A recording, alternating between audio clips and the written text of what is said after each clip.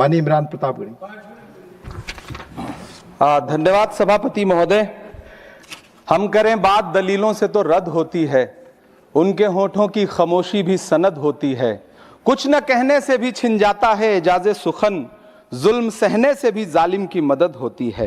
सभापति महोदय, मैं राष्ट्रपति के अभिभाषण पे अपने बात रखने के लिए खड़ा हुआ हूं।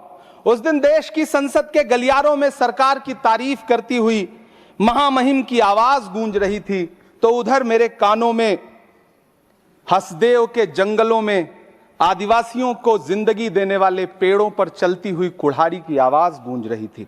सभापति महोदय, इस तरफ महामहिम के भाषण पर प्रधानमंत्री जी संसद की मेज थपथपा रहे थे और उधर उत्तराखंड की अभागी बिटिया अंकिता भंडारी के इंसाफ की आवाजें मध्यम पड़ती जा रही थीं, जो आज भी पूछ रही हैं कि आखिर वो वीआईपी कौन था जिसके लिए अंकिता भंडारी को मार दिया गया। सभापति महोदय, इधर महामहिम सामाजिक न्याय की बात कर रही थीं और उधर उत्तराखंड के कोटद्वार में नफरती लोगों के खिलाफ एक बुजुर्ग को बचाने के लिए खड़ा हुआ दीपक, जो मोहब्बतों की रोशनी लेके खड़ा हुआ था, उसके खिलाफ कोटद्वार की पुलिस गंभीर धाराओं में एफआईआर दर्ज कर रही थी और वो भी उस दिन हो रहा था जब उत्तराखंड के मुख्यमंत्री कोटद्वार में मौजूद थे।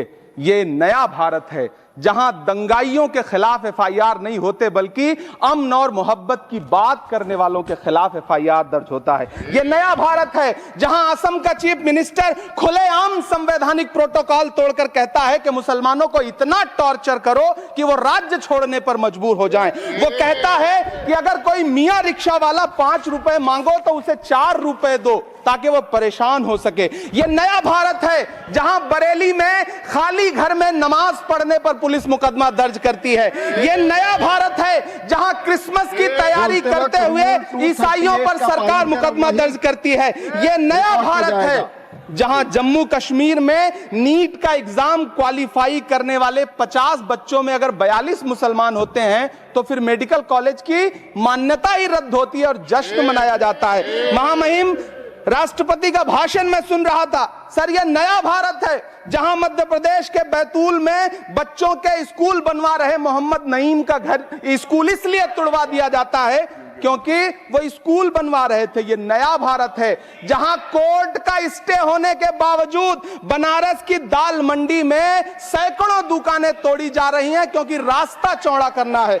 सभापति महोदय, मैं आपसे कहना चाहता हूं कि जो पीढ़ी अपने बुजुर्गों को गाली देती है उसके साथ प्रकृति इंसाफ करती है। आप इंदिरा जी और नेहरू को गाली देते हैं, नेहरू को छोटा नहीं कर पाएंगे। नेहरू का साथ आइंस्टीन, नेहरू का नाम आइंस्टीन के साथ लिया जाता था और आपका नाम एप्स्टीन के साथ लिया जाता है। आपको ये बात समझनी पड़ेगी। सभापति महोदय, मुझे 1 मिनट बोलने दें, मुझे कंक्लूड करने दें। Doctor Sumer Singh Solanki, doctor Sumer Singh Solanki, doctor Sumer Singh Solanki, आपकी बात रिकॉर्ड पे जाएगी।